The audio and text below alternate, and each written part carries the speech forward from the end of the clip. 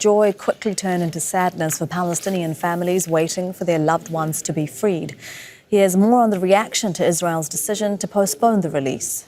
For 16 years, I haven't touched him, hugged him, or sat with him. It's a very strange feeling. I don't know what to tell you. For 16 years, I've been going to visit and returning home, deprived of my son's touch or seeing him in a normal state. In the next stage, there should be more guarantees than this. We are not numbers. We are people, human beings, families. We have our lives, our goals, and our origins. Therefore, in the next stages, all sides should abide by the agreements. You've received your prisoners of war, so why delay the handing over of our Palestinian prisoners of war? This is something that hurts our hearts, the lack of commitment, and a disregard for all international standards and law.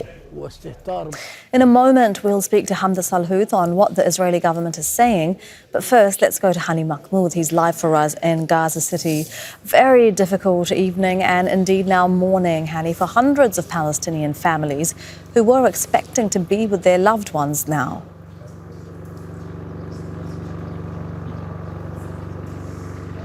Absolutely, very exhausted and tired and traumatized, waited until late hours, but the release did not happen, just added to the trauma that they experienced in the past 15 months. Many of the people who were supposed to be released, Palestinians who were detained from evacuation centers, from their homes, from other areas they were sheltering in, from evacuation zones that the Israeli military asked people to evacuate to. A lot of people were taken, kidnapped, and taken to jails in Israeli detention centers in the past 15 months. And some of them spent less than a year in those jails, but it felt more like 10 years and 20 years given the very difficult conditions in those detention centers, the dehumanization, the torture, the physical abuse, as well as the psychological abuse. A lot of people at the Gaza European Hospital, mothers waiting for their sons, wives waiting for their husbands, and children waiting for their fathers and mothers who were detained from, all were thrown into despair and depression as the release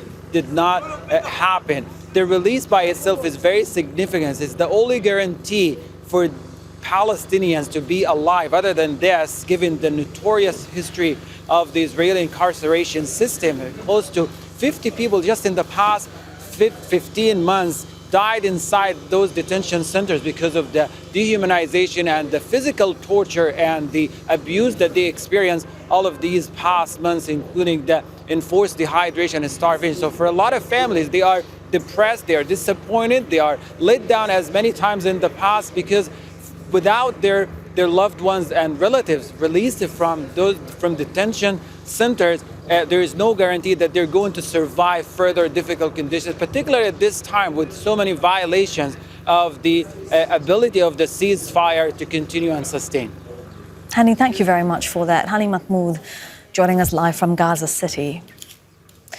Let's bring in Hamdah Salhut. She's in Jordan's capital, Amman. She's there because the Israeli government and the Palestinian Authority have banned Al Jazeera from reporting from inside Israel and the occupied West Bank. And Hamdah, it's not the first time Israel has criticized the captive releases and how they're conducted, but it is the first time that they haven't released Palestinian prisoners because of that criticism.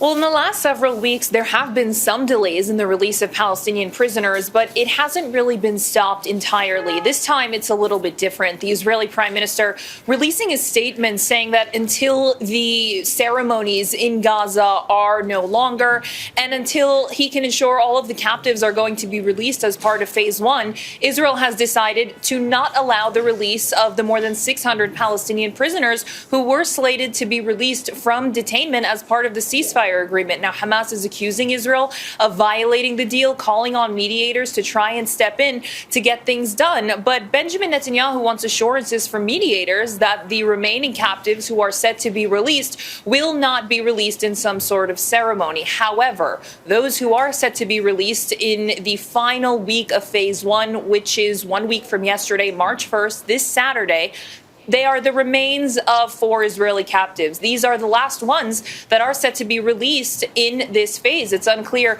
what's going to happen next, but last night when the Israeli security cabinet and security chiefs had met, Netanyahu reportedly defied the wishes and the orders of the heads of the Mossad, the heads of the Shin Bet, and did not release the prisoners, even though they said it could have horrible ramifications and repercussions as part of the deal. Netanyahu decided against it anyway. So it's unclear where exactly we stand and what sort of assurances mediators are going to give Israel as part of the last week of phase 1. Hamdah, thank you for that. Hamdah Salhut joining us live from Amman.